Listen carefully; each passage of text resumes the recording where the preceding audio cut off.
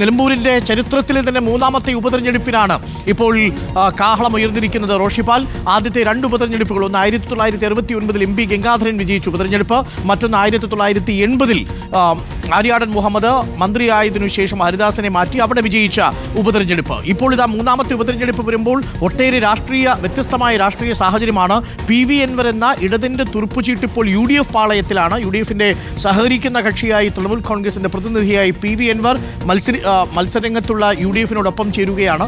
അതുണ്ടാക്കാൻ പോകുന്ന വലിയ മാറ്റം, അതാണ് എല്ലാവരും കാത്തിരിക്കുന്നത്. പക്ഷേ മണ്ഡലത്തിൽ 2008 ശേഷം മണ്ഡലത്തിന്റെ പുനഃക്രമീകരണത്തിന് ശേഷം ചില രാഷ്ട്രീയ മാറ്റങ്ങൾ കൂടി സംഭവിച്ചിട്ടുണ്ട് എന്നുള്ളതാണ് LDFനെ സംബന്ധിച്ചുള്ള വലിയ പ്രതീക്ഷ. അതല്ലെങ്കിൽ 1987 മുതൽ തുടർച്ചയായി ആര്യാടൻ മുഹമ്മദിനെ വിജയിപ്പിച്ചുകൊണ്ടിരുന്ന മണ്ഡലമാണ്. UDFന്റെ കോട്ട എന്ന നിലയിൽ നിന്ന് നിലമ്പൂരിന്റെ രാഷ്ട്രീയ സ്വഭാവം മാറിയിട്ടുണ്ട്. റോഷിപ്പാൽ, ഈ പശ്ചാത്തലത്തിൽ ഇനി 25 ദിവസം, ചുരുങ്ങിയ ദിവസമാണ് മുന്നണികൾക്ക് കിട്ടുന്നത്. ആ മുന്നണികൾ ഇതിനകം തന്നെ തയ്യാറെടുപ്പുകൾ തുടങ്ങിക്കഴിഞ്ഞു. ഇനി ഒരു പക്ഷേ മിന്നൽ വേഗത്തിലായിരിക്കുമല്ലേ സ്ഥാനാർത്ഥി പ്രഖ്യാപനവും തിരഞ്ഞെടുപ്പ് ഒരുക്കങ്ങളും? റോഷിപ്പാൽ. അരുൺകുമാർ, കോൺഗ്രസും UDFും ഒക്കെ വളരെ നേരത്തെ തന്നെ തീരുമാനിച്ചതുമാണ്. നിലമ്പൂർ ഉപതെരഞ്ഞെടുപ്പ് തീയതി പ്രഖ്യാപിച്ചാൽ തൊട്ടു പിന്നാലെ സ്ഥാനാർത്ഥിയെ പ്രഖ്യാപിക്കണം. അത് കോൺഗ്രസ് കുറച്ചു കാലമായി ഉപതെരഞ്ഞെടുപ്പുകൾ അവർ പരീക്ഷിക്കുന്ന രീതിയാണ്. അത് വിജയിച്ചു എന്ന വിലയിരുത്തലുണ്ട്. കാരണം ആദ്യം അത് തൃക്കാക്കരയിലാണ് പരീക്ഷിച്ചത്, പിന്നീട് പുതുപ്പള്ളിയിലും പാലക്കാടും ചേലക്കരയിലും ഒക്കെ സമാനമായ രീതിയിൽ തന്നെയാണ് സ്ഥാനാർത്ഥിയെ പ്രഖ്യാപിച്ചത്. സമാനമായി ഇന്ന് അതുമായി ബന്ധപ്പെട്ട കൂടിയാലോചനകൾ ഇപ്പോൾ തന്നെ അനൗദ്യോഗികമായി തുടങ്ങിക്കഴിഞ്ഞു. AP അനിൽകുമാറാണ് ഏകോപിപ്പിക്കുന്നത്. മണ്ഡലത്തിന്റെ തെരഞ്ഞെടുപ്പ് ചുമതല പാർട്ടി നൽകിയിരിക്കുന്നത് KPCC വർക്കിംഗ് പ്രസിഡന്റായ AP അനിൽകുമാറിന് തന്നെയാണ്. പ്രതിപക്ഷ നേതാവ് VD സതീശനടക്കം മണ്ഡലത്തിലേക്ക് എത്തിച്ചേരാനാണ് സാധ്യത. ഒരു യോഗം ഒരുപക്ഷെ ഇന്നോ നാളെയോ ചേരാൻ സാധ്യതയുണ്ട്. ആ യോഗത്തിൽ ഔദ്യോഗികമായ ഒരു തീരുമാനമെടുത്ത് നേരെ AICCക്ക് ഈ പട്ടിക കൈമാറും. AICC ആണ് അംഗീകാരം നൽകേണ്ടത് സ്ഥാനാർത്ഥിയെ സംബന്ധിച്ചിടത്തോളം. തുടർന്ന് പ്രഖ്യാപനമുണ്ടാകും.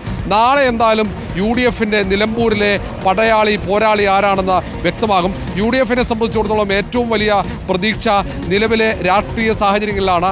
നിലമ്പൂരിൽ PV അൻവർ രാജിവെച്ച് UDF പാളയത്തിലേക്ക് എത്തിയത് മാത്രമല്ല, ദേശീയപാതയുമായി ബന്ധപ്പെട്ട വിഷയങ്ങൾ, ദേശീയപാതയിൽ വിള്ളൽ വീണത്, മറ്റ് പ്രധാനപ്പെട്ട സാമൂഹ്യക്ഷേമ പെൻഷൻ അടക്കമുള്ള നിരവധി ജനകീയ വിഷയങ്ങൾ ഉയർത്തിക്കൊണ്ടുവരാൻ കഴിയും ഈ തെരഞ്ഞെടുപ്പിൽ എന്നതാണ് വിശ്വാസം. അതുവഴി നിലമ്പൂർ തിരിച്ചുപിടിക്കാൻ കഴിയുമെന്ന പ്രതീക്ഷ. കാരണം ആര്യാടൻ മുഹമ്മദിനൊപ്പത്തിലൂടെ UDFനൊപ്പം ഉറച്ചു നിന്ന, നിലമ്പൂർ തേക്ക് പോലെ ഉറച്ചു നിന്ന ഒരു മണ്ഡലമായിരുന്നു നിലമ്പൂർ. അത് PV അൻവറിലൂടെ സ്വതന്ത്രനെ പരീക്ഷിച്ച് LDF പിടിച്ചെടുത്തു. പക്ഷേ PV അൻവർ ഇപ്പോൾ UDF പാളയത്തിലേക്ക് എത്തിയിരിക്കും. നേരത്തെ കോൺഗ്രസ്സുകാരനായിരുന്നു PV അൻവർ, പിന്നീട് K മുരളീധരനൊപ്പം DICയിലുണ്ടായിരുന്നു. അങ്ങനെ കോൺഗ്രസ് പാരമ്പര്യമുള്ള ഒരു കുടുംബത്തിലെ ഒരു പൊതുപ്രവർത്തകനായിരുന്നു PV അൻവർ.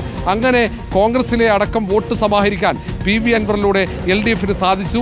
അതാണ് അവിടെ വിജയത്തിന് വഴിയൊരുക്കിയത് എന്ന വിലയിരുത്തലാണ് UDFന്. അതുകൊണ്ട് PV അൻവർ UDFിലേക്ക് തിരിച്ചെത്തിയ ഒരു സാഹചര്യത്തിൽ നിലവിൽ സാഹചര്യങ്ങൾ അനുകൂലമാണ്. അതുകൊണ്ട് സ്ഥാനാർത്ഥി ആരായാലും അവിടെ വിജയമുറപ്പ് എന്ന ആത്മവിശ്വാസമാണ് UDF ക്യാമ്പിലുള്ളത്. ഏതായാലും സ്ഥാനാർത്ഥി ചർച്ചകൾ അനൗദ്യോഗികമായി തുടങ്ങിക്കഴിഞ്ഞു.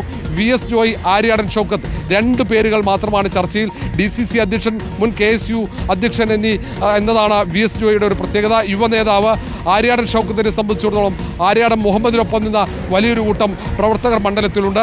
ഒപ്പം ആര്യാടൻ ഷൗക്കത്ത് മുതിർന്ന നേതാവ് കൂടിയാണ് കോൺഗ്രസിലെ. അങ്ങനെയുള്ള കാര്യങ്ങളാണ് ആര്യാടൻ ഷൗക്കത്തിന് അനുകൂലമാവുക. ഏതായാലും KC വേണുഗോപാൽ ഇന്ന് രാത്രിയോടെയാണ് തിരിച്ചെത്തുക. KC വേണുഗോപാൽ തിരിച്ചെത്തുന്നതിന് പിന്നാലെ തന്നെ സ്ഥാനാർത്ഥി പ്രഖ്യാപനം ഉണ്ടാകും. അനൗദ്യോഗികമായി ഒരു ധാരണയൊക്കെ നേരത്തെ ഉണ്ടായതാണ്. പക്ഷേ അത് K സുധാകരന്റെ നേതൃത്വത്തിലുള്ള കമ്മിറ്റിയായിരുന്നു അന്ന്. ഇപ്പോൾ പുതിയ കമ്മിറ്റി സണ്ണി ജോസഫിന്റെ നേതൃത്വത്തിൽ വന്നു.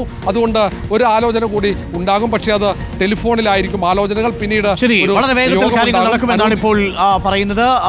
റോഷി മറ്റു വിവരങ്ങൾ കൂടി ശേഖരിക്കുക. സ്ഥാനാർത്ഥികൾ ആരായിരിക്കും എന്നുള്ളതിലേക്കാണ് ഇനി ആകാംക്ഷകൾ പോകുന്നത്. മുബഷിർ P. അക്ബർ കൂടി നമുക്കൊപ്പമുണ്ട്. മുബഷിർ P. അക്ബർ, 2008 ശേഷം മണ്ഡലത്തിൽ വന്നിരിക്കുന്ന വലിയ രാഷ്ട്രീയ മാറ്റം LDFന് പ്രതീക്ഷ നൽകുന്നുണ്ട്. അതേസമയം LDFനെ സംബന്ധിച്ച് ഈ പ്രോഗ്രസ് റിപ്പോർട്ടിന്റെ ഒരു പൊളിറ്റിക്കലായിട്ടുള്ള ഓഡിറ്റ് ആയിരിക്കും എന്നുള്ളതാണ് നമ്മൾ മനസ്സിലാക്കുന്നത്. അങ്ങനെയാണെങ്കിൽ ഇത് ജീവൻ മരണ പോരാട്ടമാണ്, ചുരുങ്ങിയത് LDFനും UDFനും. മുബഷിർ. തീർച്ചയായും ജീവൻ മരണ പോരാട്ടം, അഭിമാന പോരാട്ടം തന്നെയാണ് മുന്നണികളെ സംബന്ധിച്ച് നിലമ്പൂർ ഉപതെരഞ്ഞെടുപ്പ് എന്നുള്ളത്. നേരത്തെ CPMന്റെ ജില്ലാ സെക്രട്ടറി VP അനിൽ സംസാരിച്ച ഘട്ടത്തിൽ അത് വ്യക്തമാക്കിയതാണ്. ഇക്കഴിഞ്ഞ ഉപതെരഞ്ഞെടുപ്പുകളിലൊക്കെ തന്നെ ട്രെൻഡ് നമ്മൾ കണ്ടതാണ്. മണ്ഡലത്തിലുണ്ടായിരുന്ന കക്ഷി തന്നെ വിജയിക്കുന്ന ഒരു സാഹചര്യം കഴിഞ്ഞ തെരഞ്ഞെടുപ്പുകൾ ഉപതെരഞ്ഞെടുപ്പുകളിലൊക്കെ തന്നെ ഉണ്ടായിരുന്നു. അത് നിലമ്പൂരിൽ ആവർത്തിക്കും. വലിയ ഭൂരിപക്ഷത്തിൽ നിലമ്പൂരിൽ വിജയിക്കുമെന്നുള്ളതാണ് ഇപ്പോൾ ഏറ്റവും പുതുതായിട്ട് പുറത്തു വന്ന CPM ജില്ലാ സെക്രട്ടറിയുടെ പ്രതികരണത്തിൽ അദ്ദേഹം പറയുന്നത്. PV അൻവർ നിലമ്പൂരിനെ സംബന്ധിച്ച് ഒരു ഫാക്ടർ തന്നെയല്ല എന്ന് അദ്ദേഹം വ്യക്തമാക്കുന്നുണ്ട്. നിലമ്പൂർ എന്ന് പറയുന്ന മലപ്പുറം ജില്ലയിലെ മലയോര മേഖല, ആ മേഖലയിൽ ഇടതുപക്ഷ ജനാധിപത്യ മുന്നണി സർക്കാരിന്റെ നേതൃത്വത്തിൽ ഇക്കഴിഞ്ഞ 8.5 വർഷത്തിനുള്ളിൽ 9 വർഷത്തിനുള്ളിൽ പൂർത്തിയാക്കിയ വികസന പ്രവർത്തനങ്ങൾ ചൂണ്ടിക്കാണിച്ചുകൊണ്ട് തന്നെ തെരഞ്ഞെടുപ്പിനെ നേരിടും. അത് നേരത്തെ തന്നെ ഇടതുപക്ഷം പ്രഖ്യാപിച്ചതാണ് അരുൺകുമാർ. കാരണം തെരഞ്ഞെടുപ്പ് പ്രഖ്യാപനം ഉണ്ടാകുമെന്ന വിവരങ്ങൾ പ്രചാരണം നടന്ന വേളയിൽ തന്നെ ഇടതുപക്ഷം അവിടെ വളരെ കൃത്യമായിട്ടുള്ള പ്രഖ്യാപനങ്ങൾ നടത്തിയിരുന്നു. നിലമ്പൂർ ബൈപ്പാസിനു വേണ്ടി വലിയൊരു തുക പ്രഖ്യാപിച്ചത് നമ്മൾ കണ്ടതാണ്. അത് കേവലം നേരത്തെ ഉണ്ടായിരുന്ന തെരഞ്ഞെടുപ്പുകൾ മുൻപുള്ളൊരു പ്രഖ്യാപനമായിരുന്നില്ല, മറിച്ച് ആ മേഖലയിൽ പ്രവർത്തനം ആരംഭിക്കാൻ പാകത്തിലുള്ളൊരു പ്രഖ്യാപനമായി അത് മാറിയിരുന്നു. ഇപ്പോൾ അവിടെ പ്രാരംഭ പ്രവർത്തനങ്ങൾ ആരംഭിച്ചിട്ടുണ്ട്. സ്വാഭാവികമായിട്ട് നിലമ്പൂരുകാരെ സംബന്ധിച്ചൊരു ചിരകാല സ്വപ്നമാണ് ബൈപ്പാസ് എന്നുള്ളത്. അത് ഈ ഉപതെരഞ്ഞെടുപ്പിന്റെ ഒരു വേളയിൽ തന്നെ അതിനുവേണ്ടി വലിയൊരു തുക പ്രഖ്യാപിച്ചുകൊണ്ട് CPM വളരെ കൃത്യമായിട്ടുള്ളൊരു രാഷ്ട്രീയ സൂചന അവിടെ നൽകുന്നുണ്ട് എന്നുള്ളതാണ്. നിലമ്പൂർ ഗവൺമെന്റ് കോളേജിനും ഈ അടുത്താണ് തുക പ്രഖ്യാപിച്ചത്. നമ്മളത് കണ്ടതാണ്. ആര്യാടൻ മുഹമ്മദ് ഏറെക്കാലം മന്ത്രിയായിരുന്നു, MLA ആയിരുന്ന ഘട്ടത്തിലൊക്കെ തന്നെ അദ്ദേഹത്തിന്റെ പദ്ധതിയിലൂടെ കൊണ്ടുവന്നതായിരുന്നു. പിന്നീട് ഇപ്പോഴും സ്വന്തമായിട്ടൊരു കെട്ടിടം എന്ന നിലയിലേക്ക് നിലമ്പൂർ ഗവൺമെന്റ് കോളേജ് മാറിയിട്ടില്ല.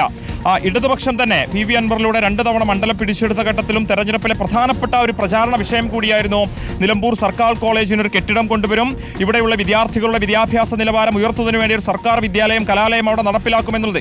ഇതാ ഇപ്പോൾ ആ കലാലയത്തിനു വേണ്ടി വലിയ തുക പ്രഖ്യാപിച്ചുകൊണ്ട് വീണ്ടും അവിടെ CPM കൃത്യമായിട്ടുള്ള ഒരു സൂചന നൽകിയിട്ടുണ്ട്. അതോടൊപ്പം തന്നെ നേരത്തെ അദ്ദേഹം പറഞ്ഞതിൽ പ്രധാനപ്പെട്ട ഒരു കാര്യമുണ്ട്. അവിടെയുള്ള കരുളായി, പൂക്കോട്ടുംപാടം, വഴിക്കടവ് പോലെയുള്ള ഇടങ്ങളിലേക്ക്, ഇപ്പോൾ പോത്തുകല്ല്, കവളപ്പാറ ഉൾപ്പെടെയുള്ള മേഖലകളിലേക്ക് അല്പമാസങ്ങൾക്ക് മുമ്പ് പൂർത്തിയായ മലയോര ഹൈവേ ജനങ്ങളെ സംബന്ധിച്ച് ഈ ഒരു അടിസ്ഥാന വികസനങ്ങൾ അനുഭവിച്ചുകൊണ്ട് തന്നെ അവർ ഇടതുപക്ഷത്തിന് വോട്ട് ചെയ്യുമെന്നൊരു പ്രതീക്ഷ ഒരു ഭാഗത്ത് ഇടതുപക്ഷത്തെ സംബന്ധിച്ചുണ്ട്. പക്ഷേ മറുഭാഗത്തെ UDF അടിയുറച്ച വിശ്വാസത്തിലാണ്. കാരണം ഇപ്പോൾ വിശേഷിച്ചും ജനവിരുദ്ധ